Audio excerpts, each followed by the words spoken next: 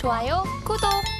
서울경제TV 증시8 조간브리핑 시간입니다. 서울경제신문에서 발행한 이슈 전해드리는데요. 첫 번째 소식부터 하나하나 짚어보겠습니다. 화면 살펴보시죠. 500m 상공에서 200km로 비행, 하늘택시 4년 후에 도심 누빈다. 네, 첫 번째 소식 CS2024 관련된 소식으로 준비해 왔습니다. 미래 항공 모빌리티, 즉 AAM이라고 표기를 하는데요. 도심 속을 하늘로 연결하는 미래 모빌리티 시대가 4년 앞으로 바짝 다가왔습니다.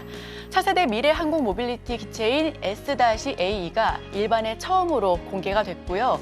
2028년도부터 상용화될 예정인 S-AE는 시속 200km의 속도로 교통 정체 없이 최대 4명의 승객을 실어 나른다라고 전했습니다. 우선 현대자동차 그룹 CS2024 하늘택시의 실물 모형을 최초로 전시했는데요. 도심의 교통 문제를 해소하고 인류의 삶의 질을 개선해 나가겠다라고 밝혔습니다. 여기에 로터와 배터리 제어기, 전력 분배 시스템과 비행 제어 컴퓨터 등 모든 주요 장치에는 다중화 설계가 적용돼 안전을 위협할 수 있는 비상 상황에 역시 대비해 나가겠다라고 밝혔습니다. 네, 다음은 JP모건 헬스케어의 소식 바로 전해드립니다. 양대 큰 행사로 계속해서 많이 이름 올리고 있죠. 존님, ADC 공장 연내 가동, 초격차 확보. 네, 이번에 JP모건 헬스케어 컨퍼런스 소식 전해드립니다. 졸림 삼성바이오로직스 대표가 메인 트랙에서 연설을 했습니다. 2017년 국내 기업 최초로 메인 트랙에 초청을 받은 이후 8년 연속해서 초청을 받았고요. 지난해 빅파마 중심의 비즈니스가 안정적인 성장세에 진입하고 역대 최고 실적을 기록했습니다. 올해는 ADC 상업 생산과 2025년 5공장 완공 등으로 빠른 성장세를 이어나갈 것이라고 밝혔고요. 특히 삼성바이오로직스는 차세대 기술로 부상하는 ADC 시장에 집중하겠다라고 전했습니다.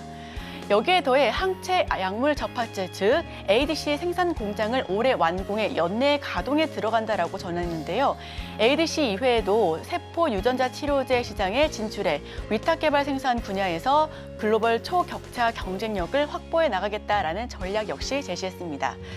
자, 우선 JP모건 헬스케어 소식 여기까지 전달드립니다. 다음 소식은 영상 콘텐츠 인기 없고 웹툰 투톱 웃었다. 네, 최근 지난주부터 웹툰 관련주 인기가 지속적인 상승 흐름을 타고 있습니다. 국내 웹툰의 양대 산맥이라고 부르고 있죠. 우선 웹툰, 웹소설, 지식재산권을 기반으로 한 영화, 드라마가 인기를 끌면서 국내 콘텐츠 기업들의 실적 역시도 상승 곡선을 그려나가고 있습니다.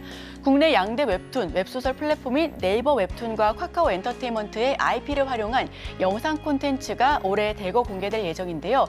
이에 따라 기업 가치 역시 한층 높아질 것으로 전망하고 있습니다. 웹툰과 웹소설 IP 기반 콘텐츠 흥행하고 있습니다.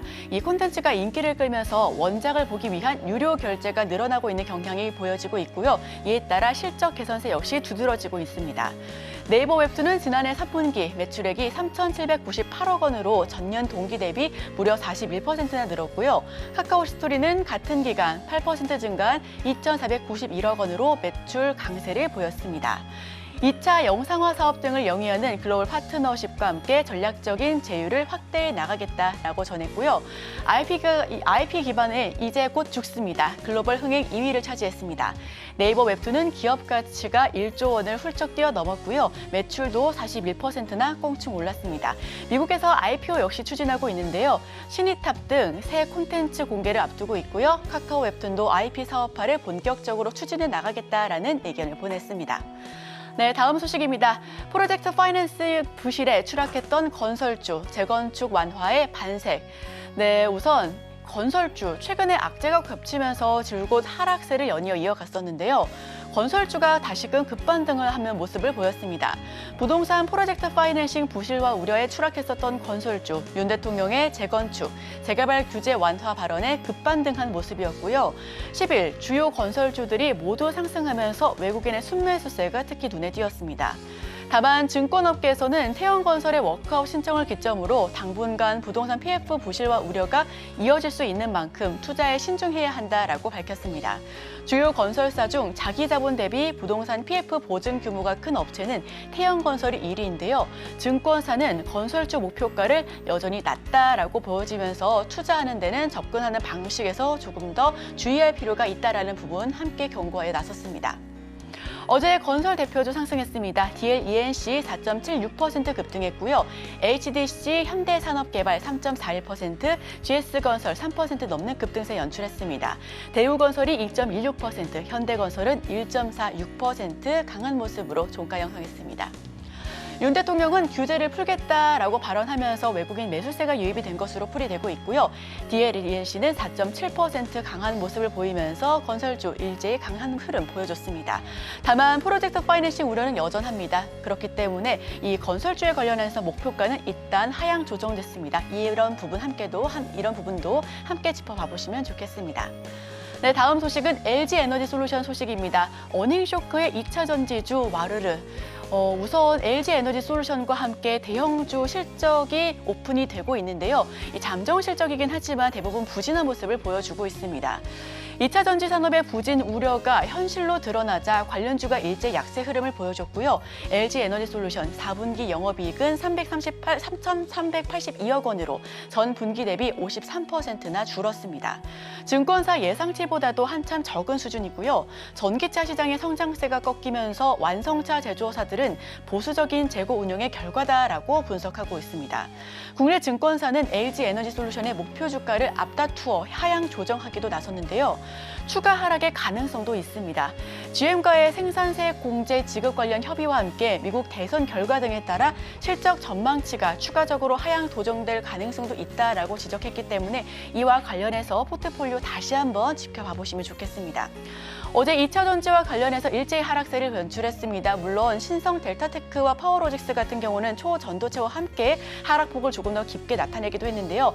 우선 신성 델타테크는 2.29%, 20.29%, 파워로직스는 7.54% 약세 흐름을 보여줬고요.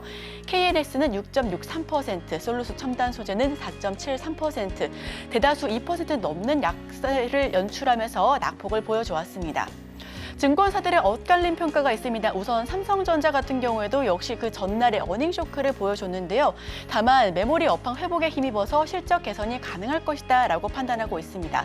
가전과 함께 파운드리 등 비메모리 사업 회복 속도가 예정보다 좀 더뎠을 뿐 1분기 계절적 비성수기 영향으로 실적 회복의 속도는 제한적이나 최근 메모리 판가 상승과 디램의 흑자 전환 그리고 HBM 등 감안을 할수록 점점 더 회복세가 더욱더 두드러질 것이다 라고 평가했고요.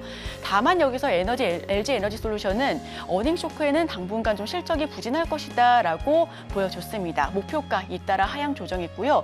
지난해 하반기부터 북미와 유럽 내 전기차 수요가 급격히 둔화했고 에너지 저장 장치 매출도 개선 폭이 제한적이었습니다. 리튬 가격 하락으로 인한 수익성 약화와 수요 지연으로 단기적인 실적 불확실성은 좀 확대되고 있으니까요. 이런 부분 역시 함께 비교해 나가면서 지켜보시길 바랍니다. 에코프로와 삼성 SDI 등 일제히 약세를 기록했습니다. 신한과 하이투자증권의 각 증권사들은 LG에너지솔루션의 목표가를 잇따라 하향 조정하기도 했으니까요. 이와 관련해서도 계속해서 주가 추이 지켜보셔야 할 것 같습니다.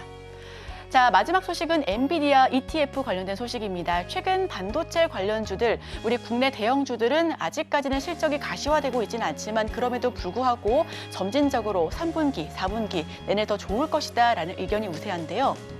엔비디아는 사상 최고가를 터치했습니다. 인공지능 반도체 기업 엔비디아가 연일 사상 최고치를 경신하면서 엔비디아에 투자하는 상장지수 펀드들도 덩달아 급등세를 연출했는데요. 특히 엔비디아의 성장 가능성을 높게 보고 편입 비중을 크게 늘린 ETF들은 최근 1년간 순자산이 4배 가까이 급증하는 성과를 보여주기도 했습니다. 지난해 초부터 상승 랠리를 이어왔던 만큼 장기 성과는 더욱 눈부십니다. CS2024 참가 전 게임용 고급 그래픽 저장 장치를 온라인으로 공개했고요. 투자자들의 기대감을 끌어올린 것이 주가 상승에 영향을 미쳤다라는 분석입니다. 최상위 모델은 이전 세대보다 게이밍 속도가 2배, 그리고 이미지 생성은 1.7배나 빨라졌고요. 엔비디아 사상 최고가를 경신하면서 이와 관련된 비중이 높은 ETF 3종은 1년 수익이 55%에서 70% 넘게 증가했습니다. 순자산 역시도 2,742억 원으로 3배 넘게 급증했으니까요. 해당 부분 역시도 함께 투자 판단에 참고해 주시길 바랍니다. 자, 제가 준비한 소식은 여기까지입니다. 계속해서 오늘의 일면을 통해서 전문가와 함께 수혜주까지 찾아보도록 하겠습니다. 저희와 끝까지 함께 하시죠.